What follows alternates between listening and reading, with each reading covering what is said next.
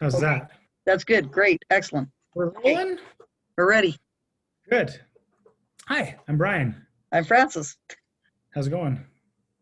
It's going all right.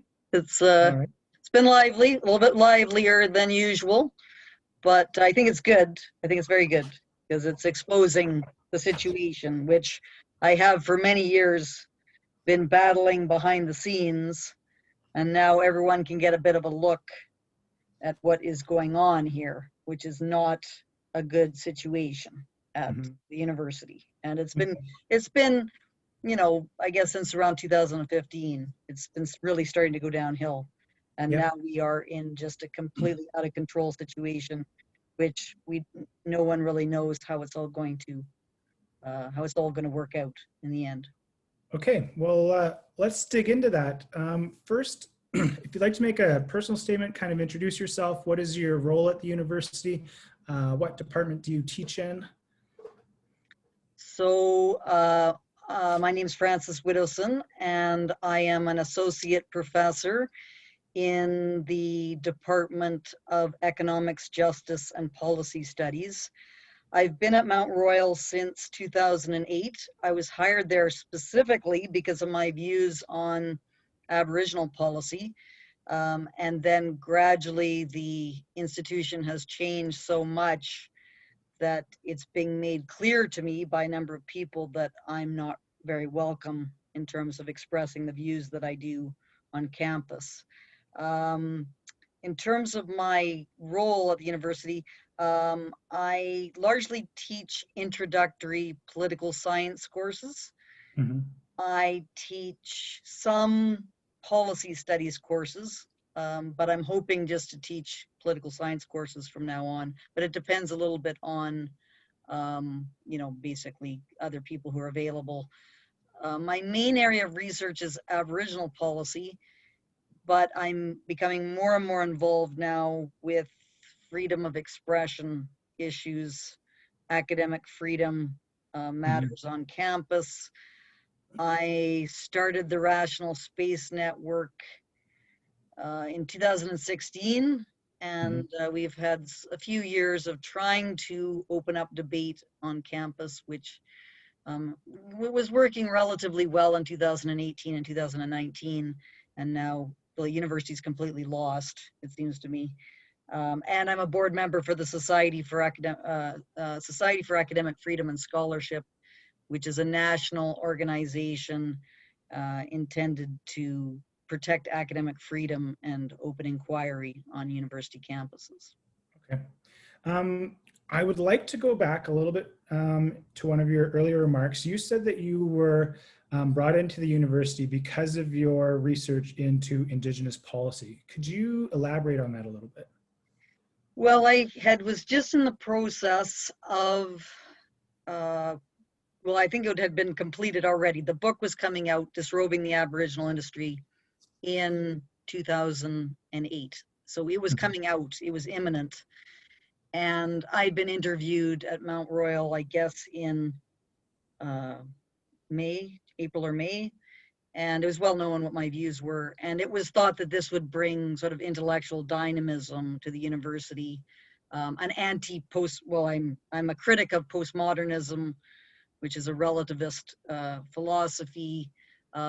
And plus, I had had experience working in the government as well, so I had both a background in the government and also interesting new ideas that could contribute to the intellectual dynamism at Mount Royal University, which seemed to work relatively well up until, I guess, around 2015 when Right. things And you said that book was coming out in 94? 2008. Oh, So 2008. Sorry, I don't know where I got 94 it came from. out in October 2008. So it hadn't yet come out when I was interviewed, but everyone was aware of it. It was well known what my views were, So and no one was opposed to that at the there time. was kind of like an 8-year span there where everything was good. Yeah, well, I guess I was a dissident. I was known. I wasn't a majority position. I was a minority position, but I was certainly tolerated at Mount Royal.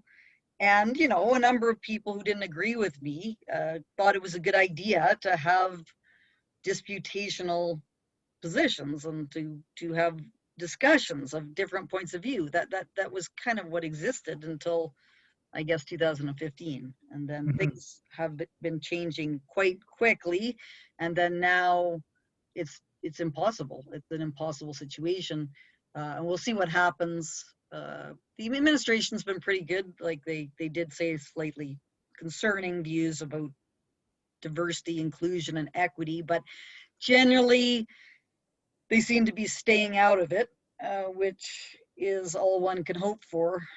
Mhm. And that's kind of where we're at right now. I just was at a town hall. I was on the call. I was just watching it on the live stream, and the president did not say anything, which was annoying the mob that is wanting him to make a statement. I did ask some questions in the chat, about various things, but they were not answered. But then probably there were Mhm. questions about freedom of expression and so on asked by people who want to clamp down on it that weren't answered. So he just kind of stayed out of it, which Mhm. that's the best that I Well, can hope for. it's certainly difficult getting around institutions and their communications program, which largely, in many respects, is silence, because Mm, they just don't respond to anything. They don't want to dig into issues that I've yeah. seen. Yes. Well, it's Um, hard. You can't win. It's sort of they sort of see themselves in a no-win situation. mhm. Um, my own view is they've just got to take a principled stance on academic freedom and open inquiry. Like we Mhm. can be compassionate and sensitive and so on. Like I do see that that's important to be concerned about things, but the university is an intellectual space, and you're just not going to be able to pursue that if you're going to become involved in all these issues where you've got to support various groups. That's not to say that individuals can't take on those, ideas. Like that's fine. There's no problem with that. But it's just going to be difficult if the university itself takes a position. That's the difficulties that we're facing. Is the university is seeing the need to take a position itself, and this is an impossible situation for open inquiry. It makes it Um, very difficult. so you mentioned 2015, and are you referring to when Mount Royal took a stance on indigenization and decolonization at the establishment? Yes, that was how it played out at Mount Royal. Um, I'm, I think it's tied in with a bunch of other developments that are happening at the same time. Um, and there's a number of books that have been written recently about the university and the problems that the universities are facing. And Jonathan Haidt and Greg Lukianoff wrote a book called The Coddling of the American Mind. And they have identified 2015 as being a changing year, the year when things really started to change. And that's kind of an interesting question as to what was happening that has led the university to go from seeing itself as an academic entity to seeing itself as a promoting certain ideologies. But at Mount Royal, the most noticeable thing that happened was um, the Truth and Reconciliation Commission report, and the Okay. fact that we decided to take a stand on indigenization. So that was how it played out at Mount Royal. That was the main And kind of. what is your view on indigenization? Um, well, it's a whole bunch of things altogether. So there's some things which are very innocuous that no one could disagree with, and often people think that indigenization is about helping indigenous students to succeed at university, and that's something that I'm very supportive of, but I don't think that's what most people mean by indigenization. What most people mean by indigenization is uh, integrating indigenous culture into the university, which Mhm. can be okay if it's things like artwork, which is fine, or if you want to rename buildings after noteworthy indigenous people. The big one that I'm opposed to are two initiatives. One is targeting, So reserving a certain number of spaces for Indigenous students or trying to hire Indigenous faculty members. And then the other one, which is very serious, which is incorporating Indigenous, what is called Indigenous ways of knowing into the university, which is anti-scientific and anti-evolutionary. So it's a propagandistic maneuver, which is going to have terrible consequences for the university. So that's my major battle with the Indigenization initiative, is to be a promoter of scientific research and critical thinking and objectivity in the social sciences. These are all opposed by what's called Indigenous ways of knowing, which we're just starting to, with this latest, what I call the dust up to end all dust ups. We're starting to understand that a little bit with the residential schools, which has just come out of, well, it didn't come out of nowhere, but you know, I have 2 chapters coming out on how the residential schools were not genocidal. That's my area of research.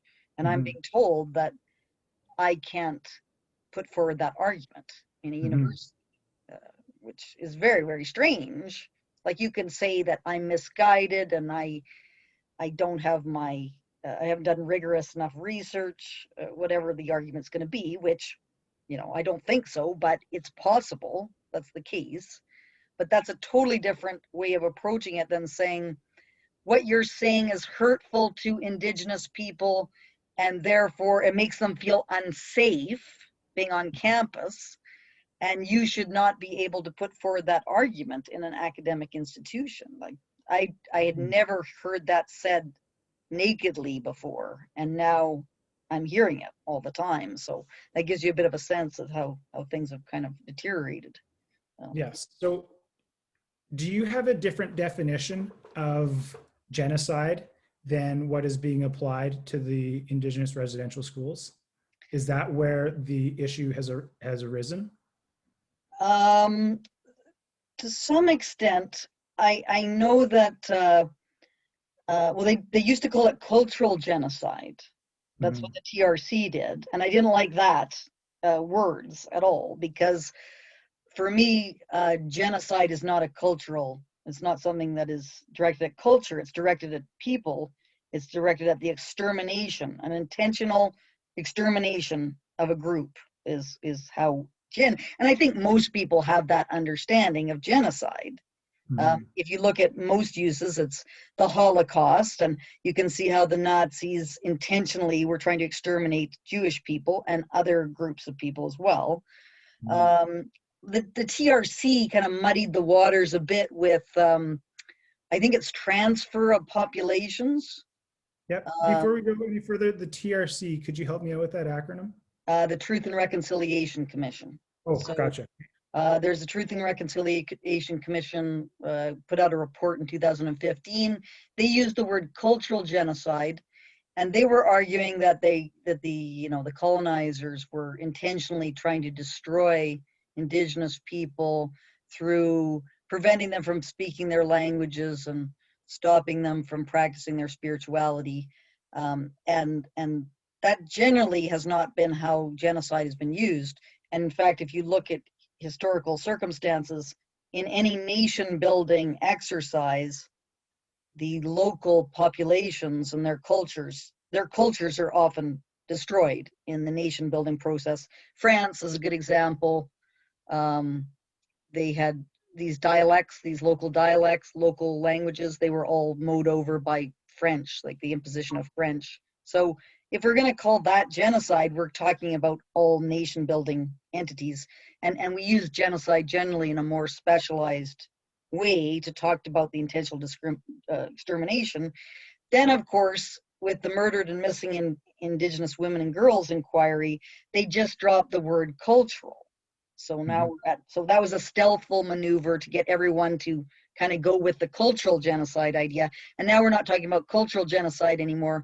We're talking about just genocide, which... So you have an issue with how the language is evolving in how the TRC is dealing with the situation. Yes, I think that it's a misuse of language, and as I talk about in these two chapters that are coming out, it's done for the purposes of what I call neo-tribal rentierism, which is an attempt to extract compensation from various institutions and governments, sometimes corporations. Anyway, residential schools disputes are all about extracting compensation. And if you accuse a state of genocide, then you're able to get more compensation than if you use words that are not as loaded as genocide. So that's my argument as to why everyone's so attached to the word genocide, is for this kind of this purpose. Mm-hmm. Gotcha. Understood. I get where you're going with this, and I understand your. Well, it's not even really. See, the thing to keep the stress here is it's not even really like. Although I have my view that I think is correct, and I'm arguing it, people can disagree with my view, and they can argue back against it, and so on. That's not what's happening here. What's happening is that people are saying that I should not be able to make that argument. But it's hate speech. It's hate speech. It's racism. It's white supremacy. Like that is a very, very strange set of claims, which I don't even understand what they're talking about. It's not making any statement about whether the schools were terrible, which, some people argue that they were, and in some cases they were. It's just, thou shalt not make this argument in a academic institution, which I think is going to destroy if they're going to be serious about this, the universities are doomed. Well, they probably are, but I'm going to fight like hell to maintain the university as an academic institution, and no amount of bullying and accusations is going to stop me, and they're just going to have to duke it out with me as far as I'm concerned. I'm not going to be intimidated by any of this, and I've been at this for 12 years, so I'm not someone who's easily intimidated, and they're sort of frustrated about this right now because the university seems to not be playing ball on some of this. We'll see what happens in the future, but it's really about the university as an academic space. That's my main argument, not about my own particular individual views and whether they're correct or not, or whether they're flawed. Like, this is all possible and can be discussed, but that's not really what we're dealing with here. Yeah. You're aware of the Canadian Association of University Teachers' Freedom, correct? The CAUT, that organization? CAUT? Yes. And they hold that teachers, or the CAUT, actively defends academic freedoms as the right to teach, learn, study, and publish free of orthodoxy or threat of reprisal and discrimination. And I've had a look at your freedom of rights in your contract, not your contract personally, but I have a copy of a 10-year contract. And that this is the collective agreement. Are you talking about the collective agreement? The collective agreement, yes. Mm-hmm. And so the issue at hand here is free speech operating in the public sphere. And the allegations are that your points of view is hate speech, and that's coming to a head in the university as I see it. And you are exercising your right as an academic to study, to theorize, and work on your thought. And the public sphere is calling you hate speech. And the institution is in the middle, but you can't take free speech and only go halfway on it. It's either free speech or no speech. Yes. So what would you say to the people who allege you are racist? Well, I think they don't, we're not sharing the same definition of racism. So for me, racism is saying that a particular group is inferior because of their race and that they should be discriminated against on this basis. That's my definition of racism. Their definition of racism is saying anything which a particular what the group that they perceive to be marginalized doesn't like. So Mhm. if I have a disagreement with what they call the BIPOCs, Black, Indigenous, people of color, and they are angry and upset and hurt, that's racism. But Mhm. like, I don't, but that could be anything. So if I said anything and they don't like it, then that's racist. Um, so I think that they've never really substantiated, as far as I can tell. They claim they have, but I've sort of been listening. I haven't really heard anything documenting how what I say is racist. They just say, you're saying things we don't like, you're racist. And they think if they can say racist enough, then it'll be true. But that's not, you have to substantiate your position. And they're, as far as I'm concerned, they're just using it as a tactic. Most people don't want to be, well, no one wants to be, unless you're a white supremacist. Mhm. You don't want to be called a racist. And most people are very, very, upset when they get called being a racist. Because people have been doing it to me so long, I see it as a tactic. So I just don't pay attention to it. Mhm. But most people get upset by it. And so if someone calls someone else a racist, then they back off and they don't continue to make the argument. So that's sort of what's happening, is that I'm just continuing to make the argument. They can call me a racist as much as they want.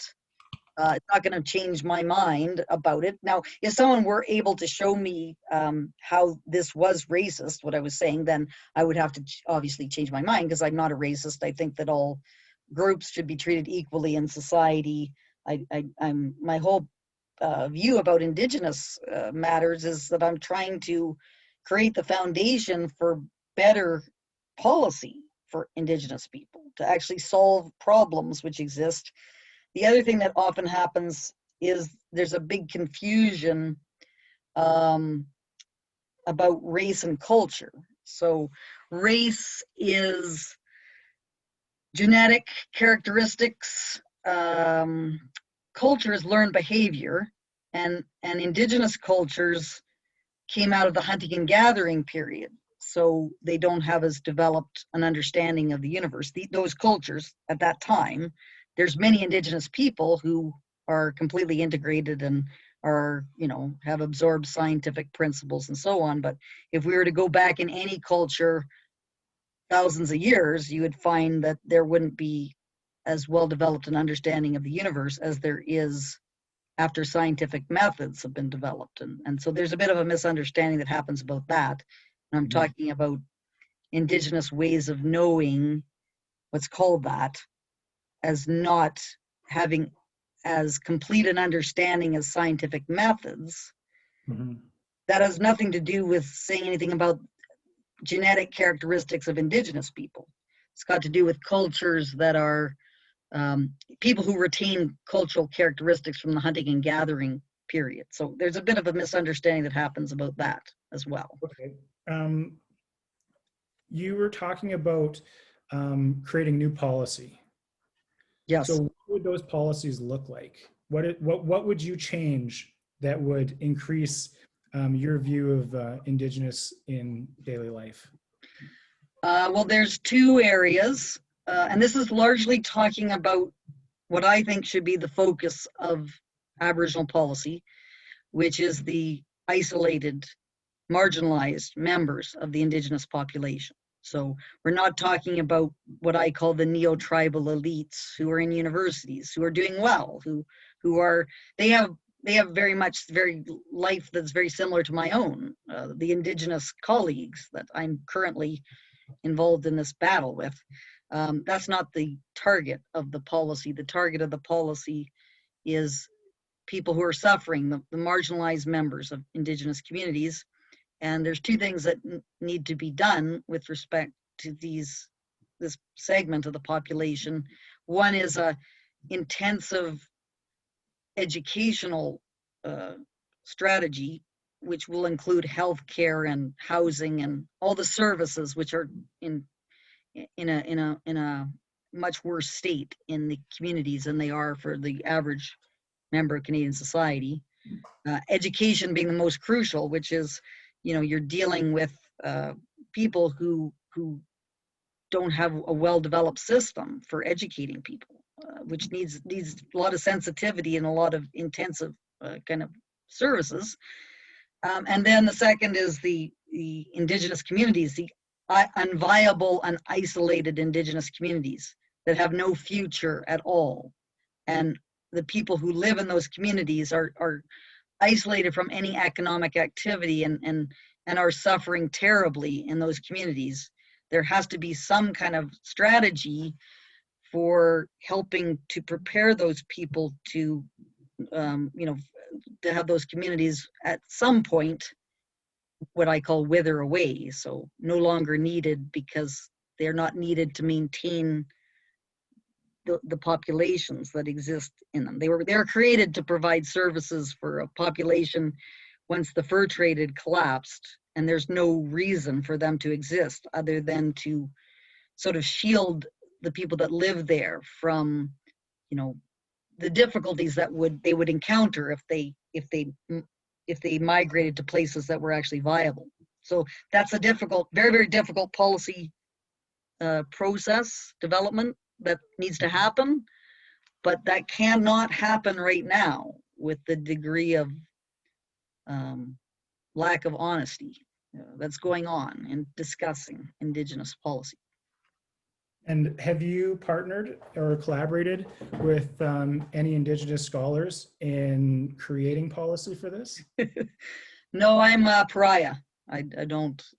I'm just an academic, so I am putting forward my views forward as truthfully as I can, as articulately as I can.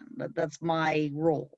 And people can take those ideas or not take them. They can take them or leave them.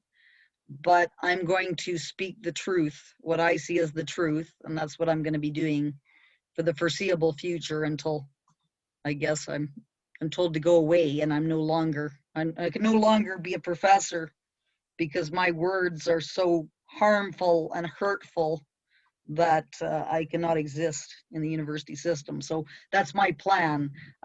People can take but I'm not going to be collaborating with anyone. I'm going to be just writing my own position. Okay. 1 second, I'm just going to write that down. Okay. I think that wraps it up for the Indigenous side. I was wondering if you could respond to something I read in the Western Standard. You said that the Black Lives Matters movement destroyed MRU. Yes. Can you elaborate on what that means? Yeah, so, and this has nothing to do with Black Lives Matter in the sense of, obviously Black Lives Matter. So, I think that anti-racism, being opposed to racism is taken as a given. Like, there's no one who's arguing in favor of racism at Mount Royal. So I don't even understand what the concerns are about racism, except some people like me are saying things which some BIPOCs don't like, and they don't think people should be able to say those have those views. So that's kind of the concern, and specifically it is the totalitarian character of the people who are making these arguments at Mount Royal. So we should certainly, if there's any racism, that should be rectified at Mount Royal. But no one has substantiated anything racist except for very vague things, and I don't even know the truth of them or not. So you were mentioning, I believe you were at the rally that happened at Mount Royal. Yeah, so I was there. I didn't see the first woman talk for most of it, but I saw the whole speech of Adam Messiah. And he had this big thing that happened with security and so on. Like I don't know what happened there. Like what he had, there's a complaint. I don't know. Was he profiled? But you'd have to kind of go into that. I don't know if that's true or not. When I'm on campus dressed in my jeans and so on, I can look quite young, and I'm often mistaken for a student. And I have had events where I've had to transport liquor around campus, and I get stopped by security wanting to know what I'm doing and where's my ID, and these, and they're doing it because I look like I'm a student, and they're thinking, what am I doing with all this liquor, and where, like that's their, so, but it's not because I'm a woman and they're being sexist or something. So like this is all has to be substantiated. So I don't know about that issue that he was talking about, but he mentioned a whole bunch of other things which I thought were highly improbable, and also my case, that this is another example that I'm have these arguments about the residential schools that he doesn't think that I should have. That's not racism. That's okay. Maybe I'm wrong, but it's not racism. So they're making all these charges about racism, but they haven't shown that there's any racism at Mount Royal. And then they're using those charges to make demands, which I think are highly totalitarian and destructive to the academic character of the university, such as having mandatory anti-racism training, which is not going to be, let's have a discussion about racism and what it is. It's going to be, here's some critical race theory that you've got to show that you are aligned with. And if you don't, you're going to have some kind of punishment that is going to be leveled against you. And then they want to hire a bunch of BIPOC faculty and so on. And that's not a good thing at all, because we should be hiring on the basis of merit, not on the basis of someone's racial background. So that's kind of the problem. It's not to be concerned about racism, which everyone at Mount Royal is. It is a particular totalitarian nature of what they call this black, quote unquote, Black Lives Matter group. At Mount Royal, it's 2 Twitter accounts, Mount Royal Racial Advocacy and MRU Anti-Racism. And they are complete totalitarians. And I'm just, well, as you probably know, I'm not sure if you've seen it, I can't discuss things with them rationally, so I've just invented a satirical character named Frances McGrath. I was looking, I was like, is that her? Is that not her? Is it? It's, I used to have a Twitter account that was real. And I was just kind of, I was examining various things. And then I guess starting about 2 months ago with my defense of the Wendy Mesley case, I defended Wendy Mesley, who referred to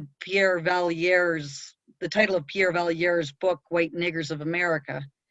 And she got disciplined, and I was really defending her. And then when I started defending her and actually said the book title, or referred to the book title, everyone said I was using a racial slur and that I was, it's like, you guys don't know what you're talking about here. And I am not going to refer to white N-words of America.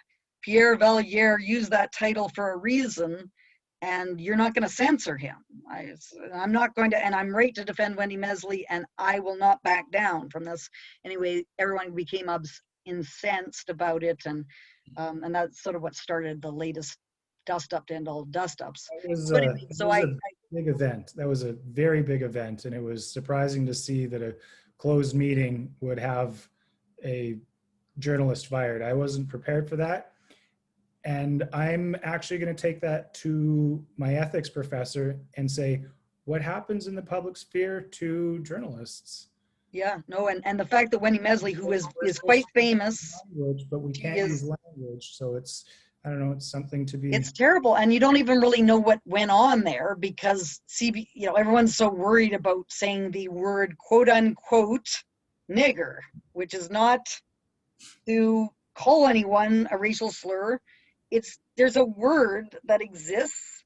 It's stupid to say N-word, because first of all, it could be another word.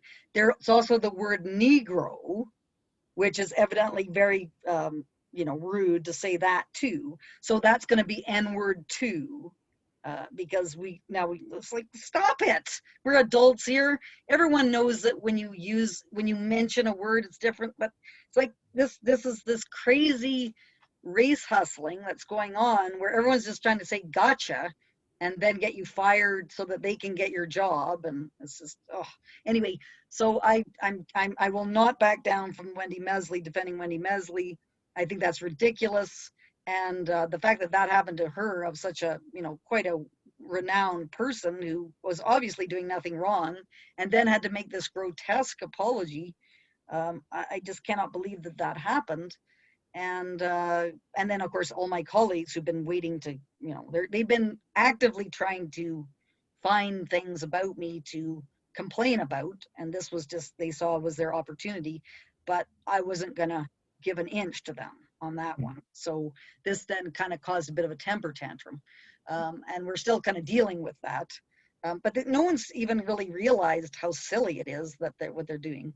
But anyway, so that's so anyways, this is the kind of thing that this quote unquote Black Lives Matter group gets itself involved in, is that they want to push their own cause, which I might agree with some of the things that they say, but I don't agree with hiring more Black faculty just because they're Black.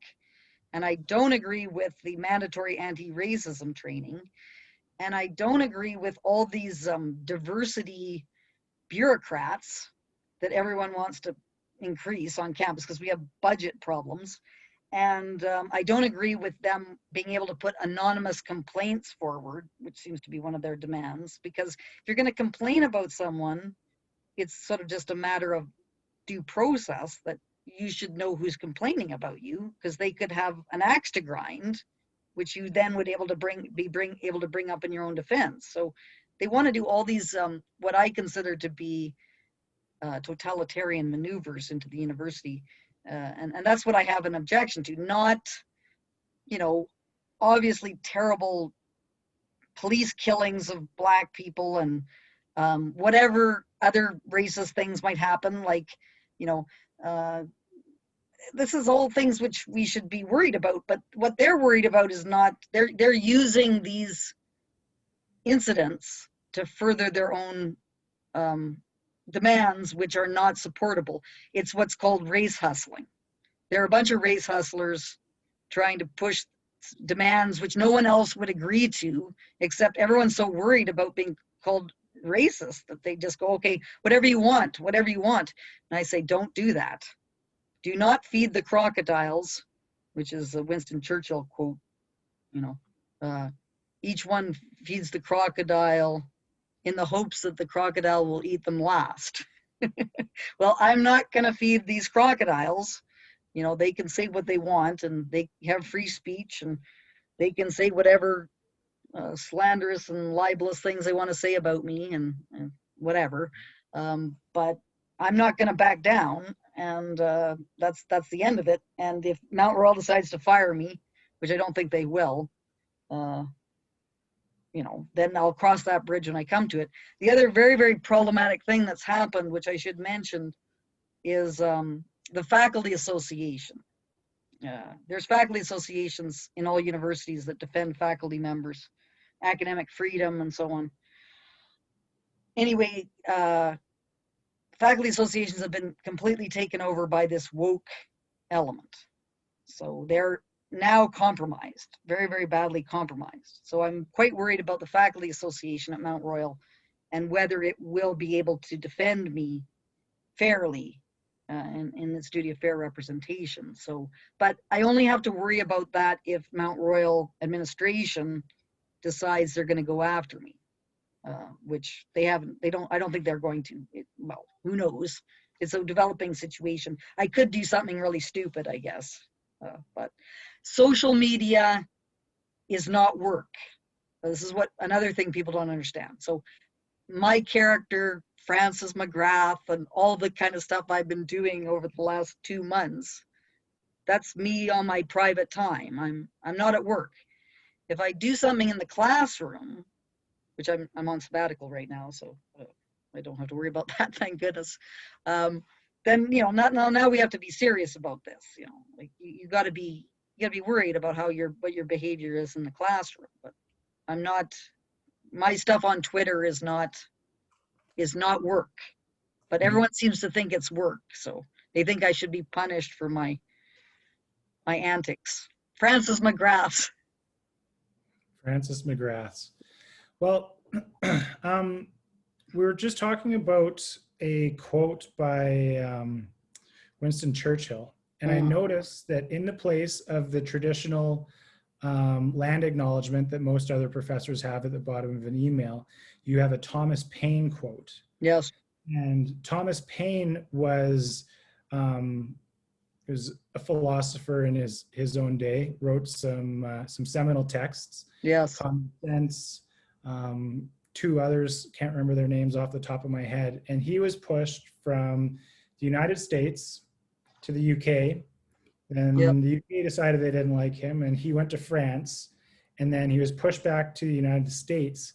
Do you feel sympathetic to Thomas Paine, the fact that his views weren't accepted by his peers? Yes. And do you feel that you are the same way? I definitely do. So, and I think this is, I think Thomas Paine spoke the truth as he knew it. He was a very brave, intellectually honest person. And that's my ideal, like I sometimes get caught up in, these rather nasty skirmishes and say a few things that I wish I hadn't said, so, but I guess everyone does that, or I certainly I think I make more mistakes than Thomas Paine did, but I think that's kind of the principle, right? Is that, and especially in an academic institution, is that's what we should be encouraging people to do, is to say what they think is true. And that's why ever since I started having these battles with my colleagues, and I try not to do it with students. Like, that's really what I've been trying from the beginning here, is not to, sort of be mocking students. But those two Twitter accounts are anonymous Twitter accounts. And so if you're going to be anonymous and do all this nonsense, then, prepare to be mocked. So I've been mocking the anonymous accounts. But if it's a student, I know it's a student, then I don't, because I think the students are being used by certain faculty members. I don't think this is a student-led initiative. That you'll notice in Francis McGrath's posting, I always put this, in asterisk, student-led initiative. I'm being satirical there, because I don't think it's a student-led initiative at all. I think it's faculty that are doing it. So I think, that's the ideal, is to try to speak as truthfully as we can. And that's why I don't want to punish anyone who is going after me. Like, they can go after me as much as they want, and I'm not going to try and stop them. I think it's slightly unethical for them to be using anonymous accounts to be doing this, but still, whatever. I'm not going to try and stop anyone from doing it, because I think if I tried to police people or encourage that, it would mean that some people who were actually saying what they thought was true would be censored, and we need to, at the university today, that's our biggest kind of problem, is we need to try to bring forward all these contentious viewpoints into the university space, and there's a lot of really scary things now out there. I have you might want to take a look at it. It's about self-censorship. It's on the Rational Space Network's Facebook page. There was an event that I participated in a few months ago on self-censorship. And as part of that self-censorship discussion, I compiled what I called the Academic Freedom Top 10. And I compiled the 10 most contentious issues at the university. And I was number 10, least contentious. So my views are the least contentious. The most contentious are people like Ricardo Duchene's views, which is the most contentious. He was a professor at the University of New Brunswick who took early retirement last year because he was mobbed by 100 of his colleagues. Anyway, he's has some sympathies with white identity politics.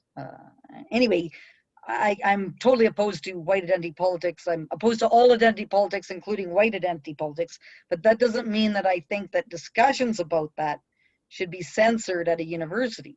Because if we're ever going to get to the bottom of these ideas and whether they're valid and the problems with these ideas is going to be in the university. But no one will touch anything like that with a 10-foot pole because you can imagine you're going to be labeled a white nationalist. It's going to just be terrible.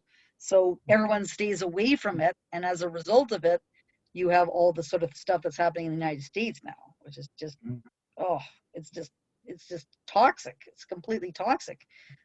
Because, you know, as academics, we could bring those ideas forward and look at them dispassionately and see whether they have validity and contribute to the societal discussions, but they've been made off limits, and so we can't talk about any of that in the universities.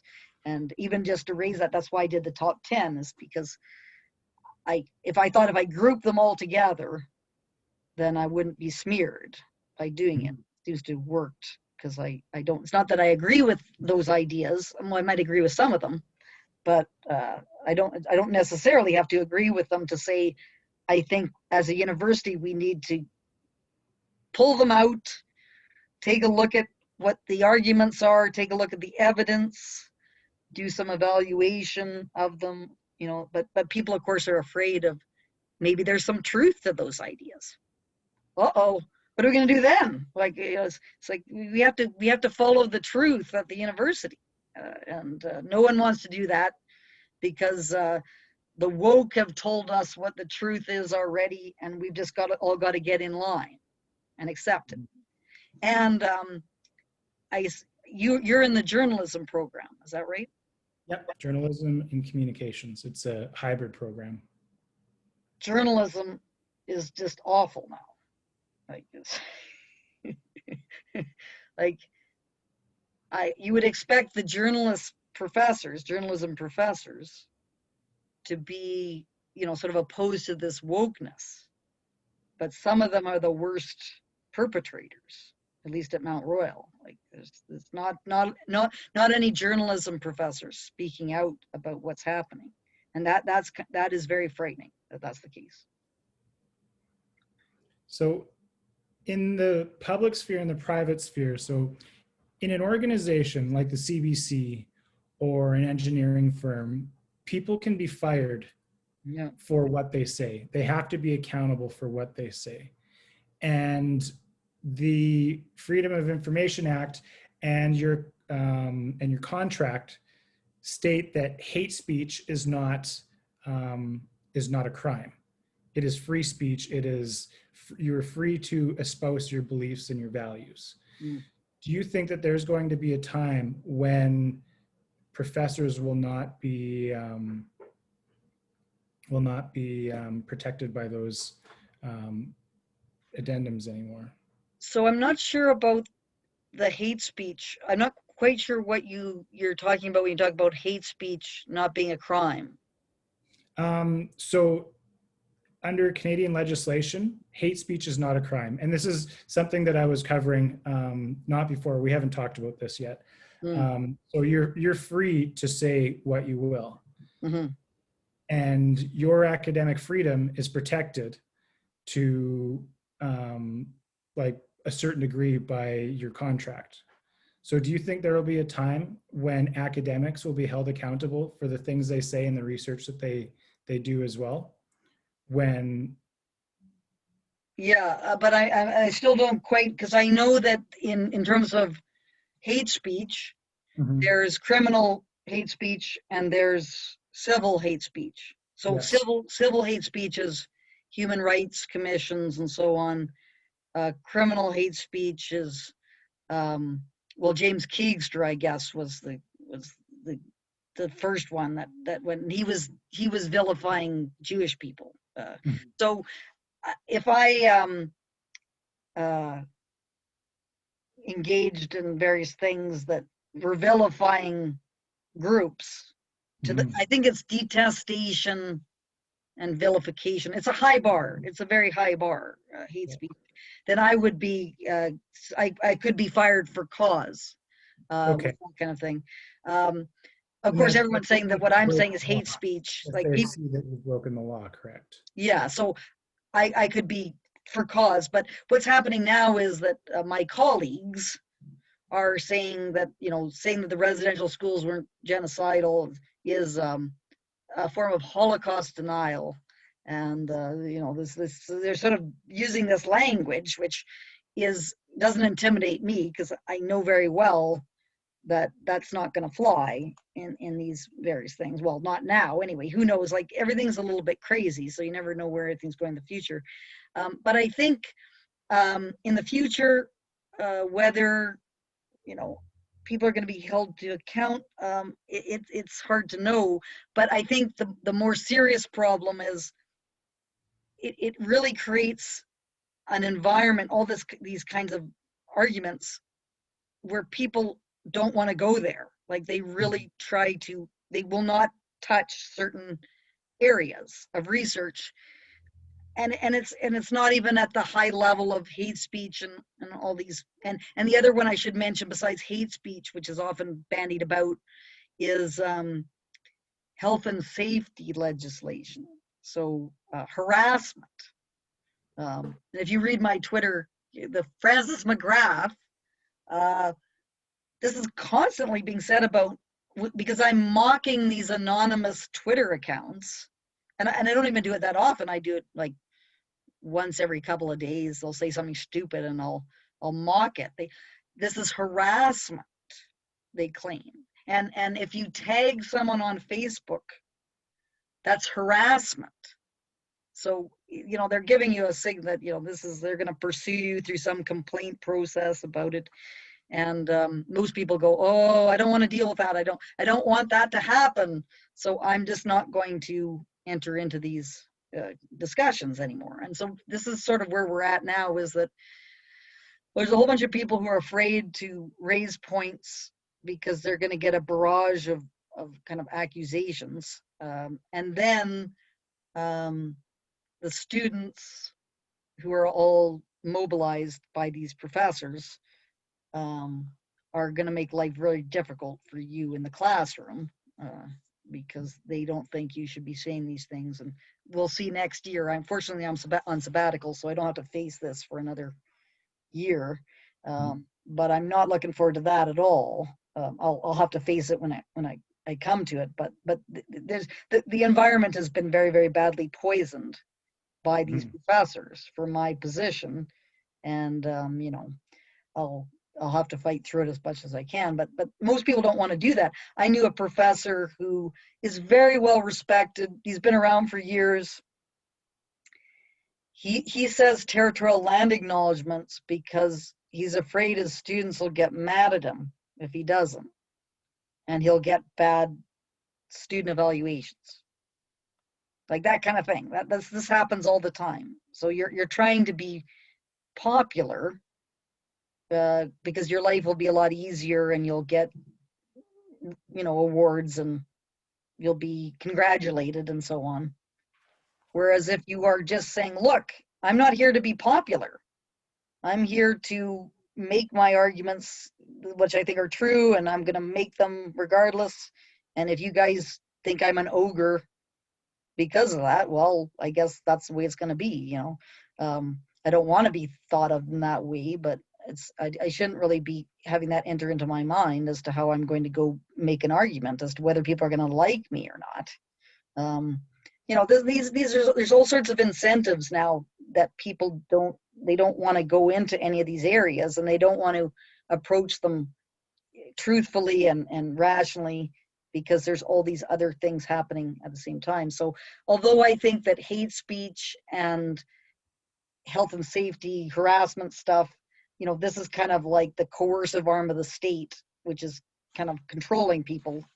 It has an effect much before that even kicks in. So that's kind of the problems of discourse have been seriously undermined by everything that's happening in the university. So that's the biggest concern. Have you tried on the other side shirt have you thought that your speech and your views might be hate speech? Have you looked at it from the other side to kind of try that on and look at the other side's point of view? Yeah, well, they don't really make the difficult thing is that they don't really articulate their position very much. I have tried so Rational Space Network, I founded that in 2016 after I had tried to organize a roundtable with my colleague in Indigenous Studies on indigenizing the university. What are the academic implications? That took place at the University of Calgary. So I was very much in 2015 through up till this year trying to organize events, and I had a number of them that I organized, where I'd have different viewpoints on issues to try to understand, to try to get a better understanding of what the opposition's perspective was. So, and that's what you need to do, because you can't really do it yourself, because you're not going to be the most articulate position, because you don't believe it. So you need to hear someone who actually believes it to try to get the most articulate position. Anyway, in 2016, my colleague set me up and was engaged in social media at the time, calling myself and the person I'd brought in to the most violent and racist presentation he'd ever heard. He did this in secret. I found out the next day that he'd been doing this. That led to, 6 months of acrimony with the dean and everything about it. So that's kind of a bit of what happens. And I've been with Rational Space, we organized a number of events, bringing in the different positions, and they're all available on the YouTube channel. The most contentious was the trans activism discussion. Does trans activism negatively impact women's rights? Was the question. We brought in Megan Murphy to argue that it did, Julie Ray Goldstein to argue in opposition to that, to argue that it didn't. And it was a great event. It's had around 55,000 views on YouTube.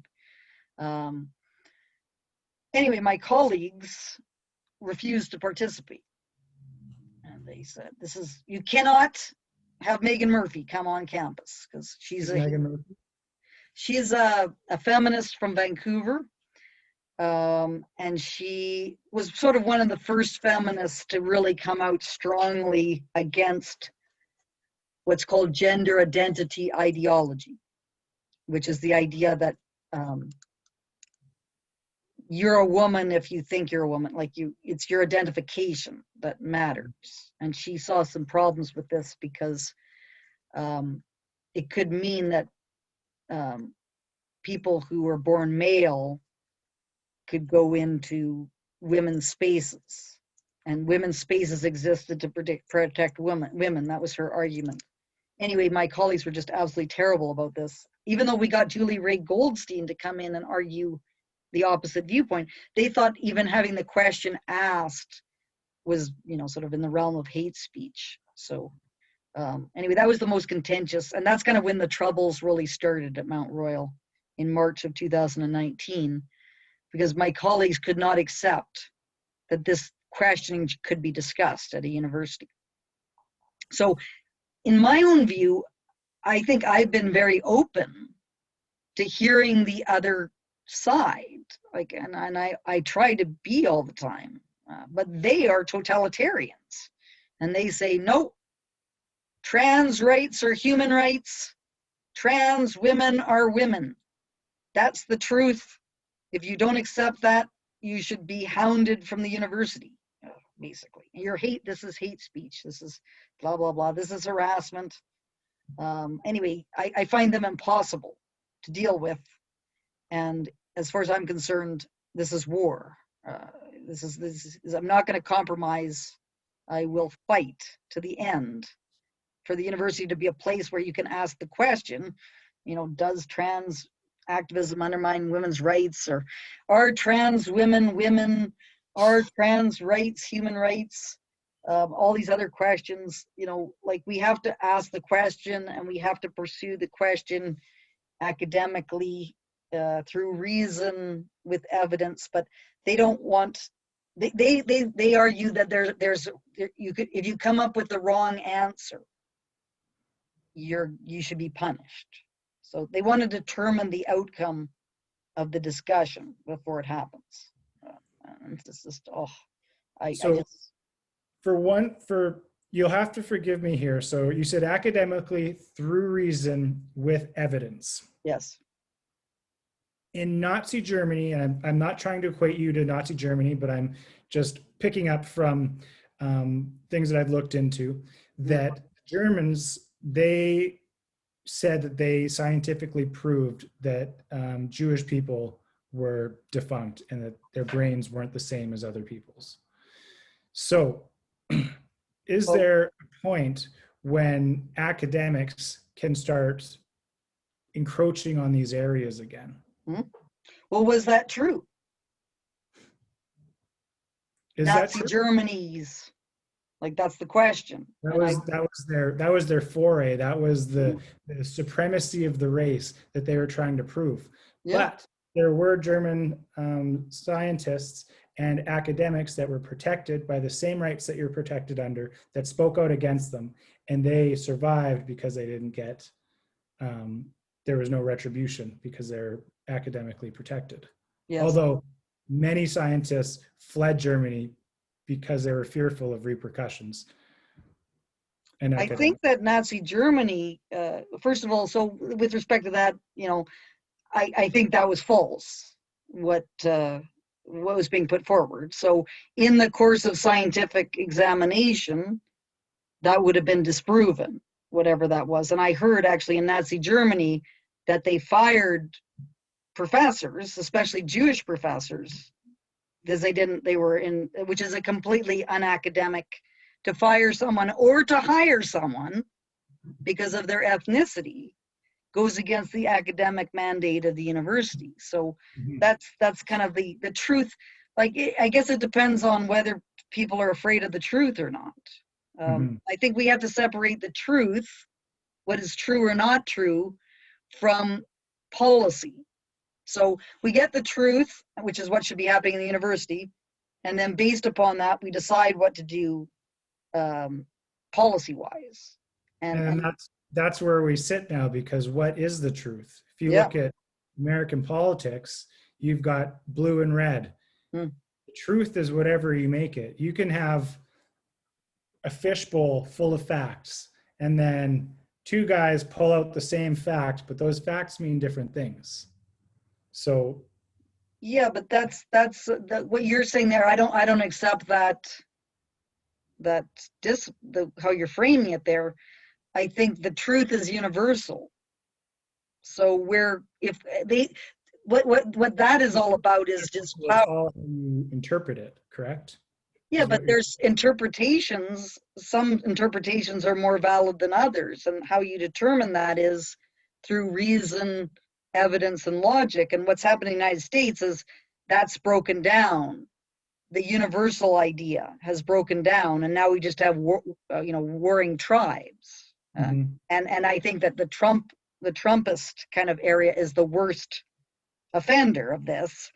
But there's also terrible offenders that are taking place in the quote unquote Black Lives Matter people who just want to have a particular conclusion that they're going to pursue regardless, and they don't want to have any arguments about it. So in the university, we have to back away from all those politics and say, look, the university is an intellectual space, and there could be some truth that we don't want to be true, but that shouldn't matter. Now, in terms of what we do with that as policy, there's a much more politically charged kind of argument that can happen, but we shouldn't shy away from, and I guess the best example of this now in universities is the question of race and intelligence. I'm not sure if you well, are you at Western? No, I'm actually in Calgary. So yeah, no, but I saw for the Zoom it had a Western. Yes, logo. I'm a Western.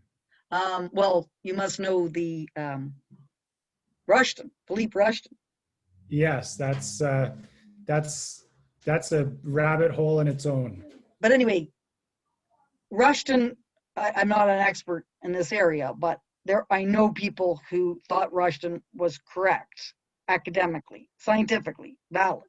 Now, just because Rushton was correct scientifically, if he was, which I don't, I got enough problems, I don't want to enter into that particular, quagmire. Yeah. But even if he was correct, that doesn't dictate what we should do policy-wise.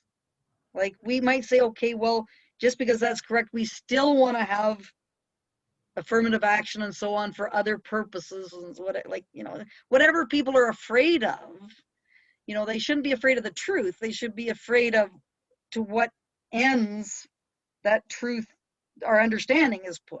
And so those things need to be separated from one another, which they're conflated completely now. So it makes things very difficult, because people say things to me, is that, you denying that the residential schools were genocide, which is what I do, that means you think that Indigenous people should be put into coercive schooling situations and all sorts of other things, which I have not said that at all. Like, I'm just saying this is not correct to see it as genocide. Now, what we want to do with that information is another matter, but I don't like, and this is all confused now. But anyway, we fell down a rabbit hole. Yes, a couple of them. Well, maybe to close off, do you have a key message, one key message that I can take away that can bind everything together? In terms of the universities, the purpose of the university is to pursue the truth. That's my view of the university, and it's telos. Jonathan Haidt does a great thing on what is the university's telos, which is a Greek word about our most pervasive ideal, or what we should be striving for. So the university's telos should be truth, and all the activism and everything, which people are free to pursue on their own, in terms of their own lives and so on, that should not interfere with the university's mandate of pursuing the truth. So that's in terms of, which I think all the Indigenous stuff fits into as well, because that's really my argument with I have my own position on Indigenous, non-Indigenous relations, but I'm not saying that mine should prevail. I'm just saying that the way these totalitarians are going about their arguments is that they are trying to push me out. They're saying I don't belong at the university because I don't have the answer that they think everyone should have. And if we're not going to have university as a pursuit of truth as being its telos, the university itself will be destroyed. It won't be a university anymore. It'll be some indoctrination, institute, some, political training ground, and everything that comes out of the university at that point will not really have any validity from seeing things in terms of, developing knowledge and disseminating knowledge. That won't be the university's function anymore. You're worried about the integrity of the institution being affected by change of policy. By the activism element. So we have now started to do this a lot at the university, is the activism element is becoming more and more prominent. And people used to say things like, we'll just have the activist element and then you can still pursue the truth and so on, and it's not going to affect you. That's not true, because the activist element insists that certain views cannot be uttered in the university. So that's kind of the problem, is they're not compatible. People think that they're compatible and they're not, because the activists are opposed to ideas that they think are going to undermine what it is that they're striving for politically. And there's nothing wrong with them being activists. It's just that you should be an activist outside the university. Like, you can't insist that the university be turned into an activist element, because if you do, it's no longer going to be a university anymore.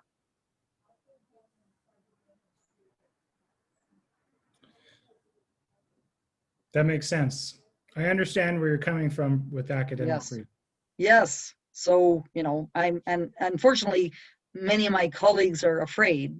So trying to build up, we're trying to organize now across the country. So try to build up organizations so that people have some organizational backing to support them. But it's very, very difficult, especially with the contract faculty members who don't have any protection. The only reason I'm speaking to you right now is because I have tenure. If I didn't have tenure, I'd just be hopeless. But even with tenure, it's becoming increasingly difficult. But so far, so good.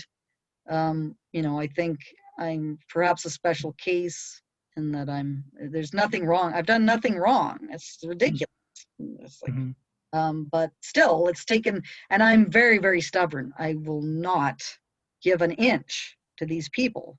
And I think people sort of realize that as well. So if you can sort of convince people that you're not going to be intimidated, then it makes it hard for the mob to take off. I was being mobbed by about 45 faculty members, and they've all backed off. There's about 5 left who are continuing. I'm just going to ridicule them endlessly. The longer they keep up, bring it on. They're going to get it if they keep. This is my approach. Francis McGrath is going to just ridicule them. And then when they finally get tired of it, then I guess that'll be the end of it. But they've really slowed down. It was like for, I guess, about a week, it was just completely insane. I was spending all my time. I've compiled about 200 pages of documentation of the mobbing that has gone on. And I'm just keeping it because if someone comes after me, I'll use it in that context to defend myself. I don't want to stop. They can do whatever they want. I'll just mock them. It's been, I think, because some of my colleagues told me, "Oh, don't do this. You are making them crazy." And I said, "Well, they are crazy already. I am just exposing their craziness." But I think it's actually so far has worked. It could go. I can't make a mistake. I have to be careful. But so far, I think I'm just on my private time as Francis McGrath, ridiculing them. But I, of course, if I'm at work and I'm doing things at work, I can't do any of this. This is all on my private time that I'm doing this. But I think it has kind of demobilized the mob that was forming, which is no longer. It doesn't seem to be that organized anymore. And there's a few diehards who I guess feel that they've gone so deeply into it they can't back out. Still, I'm not going to hold it against. I'm not going to be friends with them, but I'm not going to do anything to them. They can continue to exist as but I just want to be able to exist, and I want other people who want to speak the truth to be able to exist. That's all I want in the university. But the activists, they can't accept that, so they don't. It's not the same. We're not operating according to the same rules within the university. Gotcha. There we go. Yep. So I got it. Yeah. So The next book is Feeding Alligators. No, yes, don't do it. If you do, they see that as an invitation to go at you harder. Whereas if you just stop, you say, you're not going any further. Stop. Yep. And I think, so far, well, we'll see. Who knows? But and I'm hoping people see what I'm doing here and say, well, she survived. It wasn't easy, but she didn't give in to them, and they are now sort of demobilized. But I suspect that it's it's got deeper roots than just this one skirmish. But at least I think so far I've withstood the storm, and I'm still, and I really don't. I don't care. I'm not ambitious. I don't want to be a superstar academic.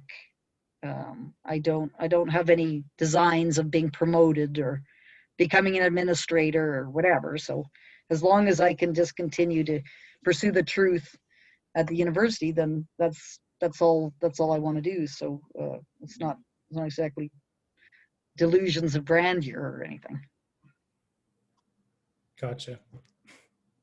Awesome. Well, it was a pleasure. I don't even know how long that was. That was an hour. It's an hour and a half, I think. An hour and a half. Usually goes about an hour and a half. So yeah, I don't even Okay. know how I'm going to start writing that because I'm going to have to spend 3 days compiling it. Okay. Well, let me know if you need any more. You might want to check out the Rational Space Networks Okay. I appreciate that. Facebook page, YouTube channel. That's where all the events are, is on the YouTube channel. The Rational Space Network, it just has what Rational Space generally has done over the last, I guess, couple of years. So it's got some interesting stuff on there. Okay. Well, thank you for sitting down with me. It was Yep. most illuminating. I appreciate you giving the time. And yeah, I'm just going to have to figure out how to push this all into a cohesive document now. So thank you for helping me out with my education. Okay, thank you. All right. Okay, Have yourself a good day. same to you. Bye-bye.